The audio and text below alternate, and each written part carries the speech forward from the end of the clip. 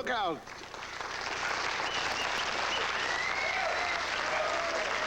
The state of Rhode Island is proud of, there it is, is proud of Ed Schein. Ed Schein is my next guest. He's a he's just a fantastic young man, and he'll come out and tell you his story. Let's all welcome Mr. Ed Schein.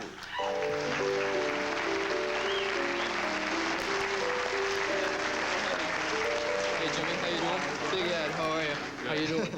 When I first met Eddie, a gentleman friend of mine said, well, there's only one guy who can find the paintings for you that you're looking for, the Deadly Tracker. His nickname is the Deadly Tracker. See, what Eddie does is, through his efforts, first of all, he's an expert in a specific part of the art world, and that is of some of the black painters from the 19th century. Eddie knows where some of those paintings are, and if he doesn't, before the end of his life is over, he'll know where. How did you become interested in?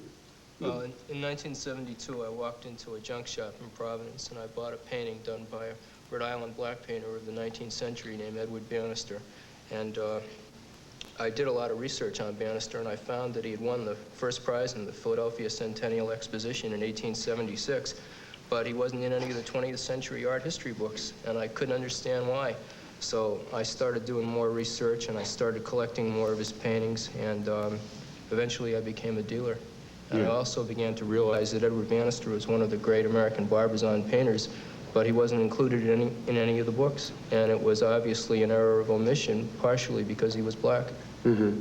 But he won the first prize. First prize, and when he showed up to get his medal, they didn't let him in the door because they hadn't realized that a black man had done the painting.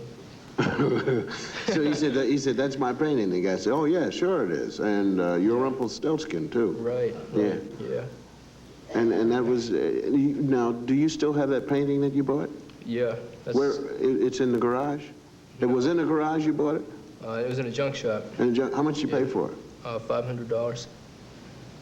And that painting is by an artist who won a first place medal? Right. And it was in the garage? Right on.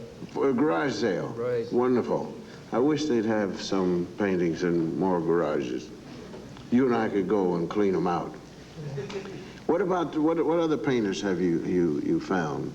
Well, there were some other famous black painters in the 19th century. One of them was a painter named Robert S. Duncanson, who came from Cincinnati. And he had a pretty mediocre career in terms of his sales in Cincinnati. But when he went over to Europe, he sold paintings to Queen Victoria, the King of Sweden. One of his most famous paintings still hangs right now in the Royal Palace in Stockholm. And Henry O. Tanner, who was one of the great American painters over in Europe at the turn of the century. And interesting thing about Tanner was, and I read a letter that he wrote to someone in his family. He only came back to the United States once after he went to Europe. Mm-hmm. And he wrote that he would not go back to America because he didn't find the American climate acceptable to him as a black man. But he thought that through equal opportunity and education, it would change in the next 100 years. Has a change come about? I mean, are people accepting, especially the masters, as you... Well, they have become accepted in the last few years, mainly through a couple of things. First of all, there's been the rising of a famous art professor by the name of David Driscoll, who wrote a book called 2 Centuries of Black Art, and the book was published by Knopf and Company, and it was a sellout. And the second thing that happened is the Los Angeles Museum, Philip Morris and the National Endowment raised $500,000, and they had an exhibition called 2 Centuries of Black Art. Now, the Smithsonian Institute is becoming involved. There's a museum in Washington called the Museum of African Art in Washington, D.C. Yes. And they have most of these paintings. Most of the paintings I found, they acquired from me. And this museum is now possibly about to be taken over by the Smithsonian. There's a bill before Congress right now, and it should happen this spring, which would be a wonderful thing. Let's move on over, and you can tell me who did what.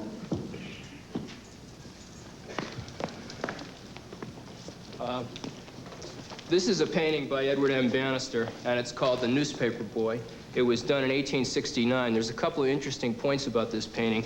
The first one is that the New York Herald art critic in 1867 made a quote, and he said, while the black man may be able to appreciate art, he's unable to produce it. And Edward M. Bannister read that article, and he did this painting in 1869, and that was his answer. And the second thing that's interesting about it is it's one of the few paintings done in the 19th century by a black painter of a black subject. Most of the white painters of the 19th century, like Homer, William Sidney Mount, and Edward Lamson Henry, when they did black subjects, they were sort of demeaning caricatures. And as you can see, this painting is done with a lot of sensitivity, dignity, and pride. Let's move on down. This is called The Falls of Minnehaha by Duncanson, and he painted this in 1862. He wasn't able to sell it in Cincinnati. When he went to England in 1865, the London Herald critic called him the greatest landscape painter in the Western world, and he sold it to an English baroness, and it stayed in her family for 108 years. I bought it over in England in 1975. In a garage. Yeah, in a garage. Yeah, over here. Step on over. This is a painting called The Wailing Well, and it's done by Henry O. Tanner. With the possible exception of John Singer Sargent, Henry O. Tanner was the greatest American painter living in Europe at the turn of the century. And the irony of it is a lot of the white painters that went back to America at this time, they sort of couldn't make it over in Europe, and Tanner got lost. This is a religious painting. Tanner was the first great religious modern painter of the 20th century.